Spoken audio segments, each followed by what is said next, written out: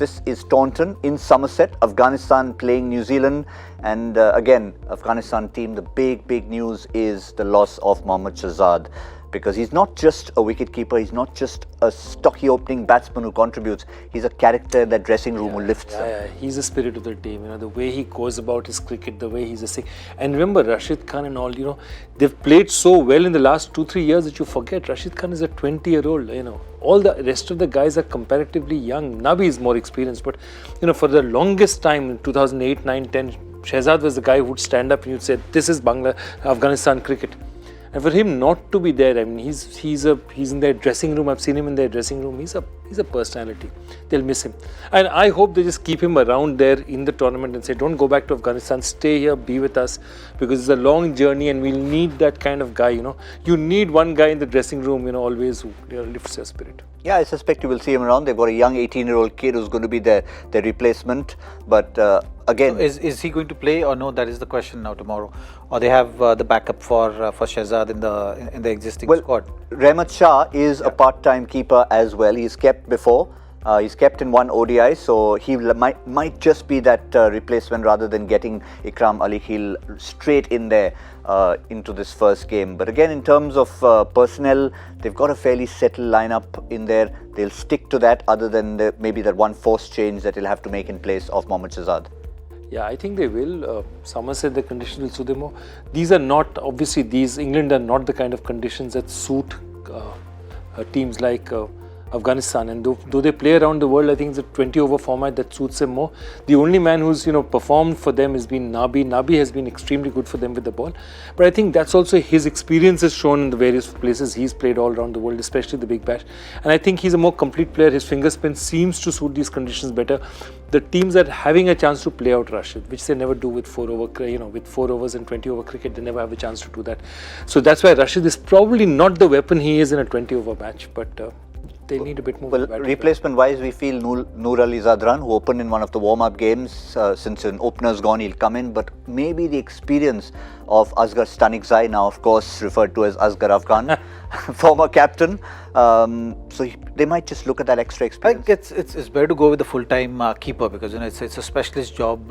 If you're playing in a T20 match, you can get away with the fact that okay, your keeper is not the primary keeper, but in a 50-over format, you would expect a specialist keeper to come in rather than handing over the gloves to a part-timer, because you have 3 spinners, and then when you're standing closer to the stump while spinner is bowling, that's where the real skill of keeper comes into play. And so, 3 spinners like Rashid, Nabi, and of Mujibur Rahman, top quality. So I think the wise thing for Afghanistan to do will be to go in with a specialist keeper.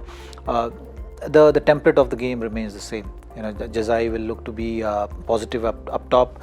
They will possibly want to replace Shahzad with some steady batsman, because the conditions demand that. Rahmat Shah is someone who is going to be the key for them. At number 3, I think even in the game against Sri Lanka, which they lost by a narrow margin, they had them in trouble. If someone like Rahmat Shah had played the kind of inning which he's been playing consistently, things would have been different. So for Afghanistan's success, it's important that that anchor role of Rahmat Shah is going to be most critical one.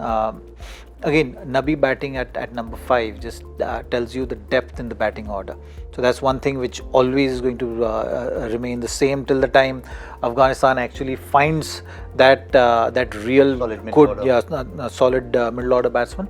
Apart from that, seamers have looked good. Gulbadin had off day against Sri Lanka, but on the whole, I think if the conditions suit them, they can create an upset in this, like a real upset in this World Cup. So all the teams always vary against Afghanistan when they play them, because if conditions suit them little bit, particularly if the ball is stopping or there is some kind of help for the spinners and they put decent runs on board, then they're always a side to be careful of.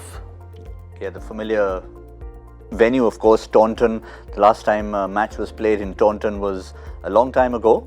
but it was also a match that a lot of people remember with reference to India. Let's actually remind you what happened there in Taunton, the last World Cup game to be played over there, and there you see it, 373 for 6, that big partnership that so many people talked about forever, Ganguly and Dravid. Yeah, what an amazing partnership. And those days, this was not the era of 400 cricket, this was the era of 280 cricket.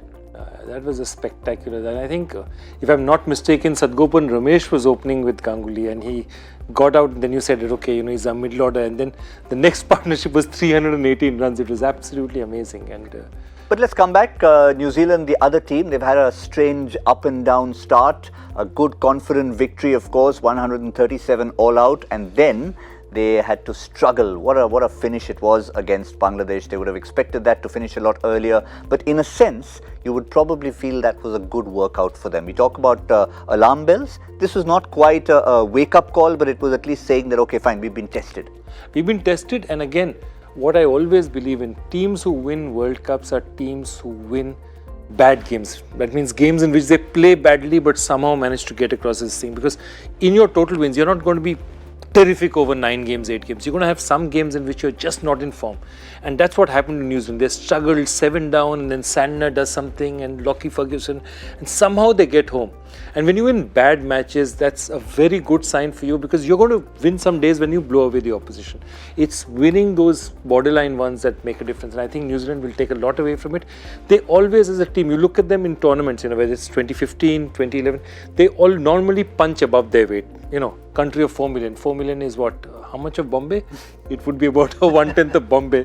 And they reach the semi-finals of World Cups regularly, finals of World Cups, in fact. Yep. What about their squad?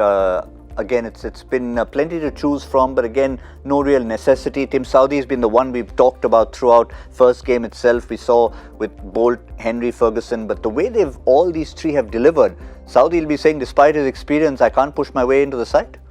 Absolutely, I think they don't have to change anything in this playing 11.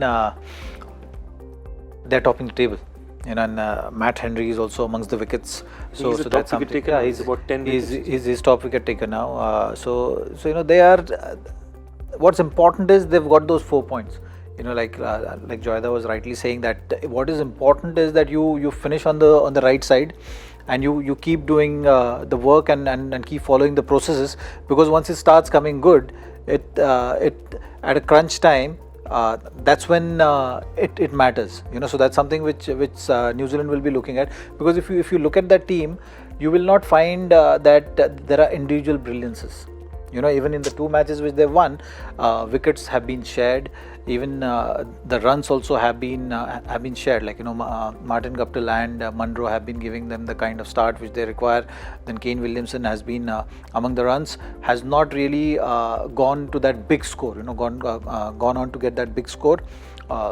Ross Taylor played that crucial innings. So things are coming together for them.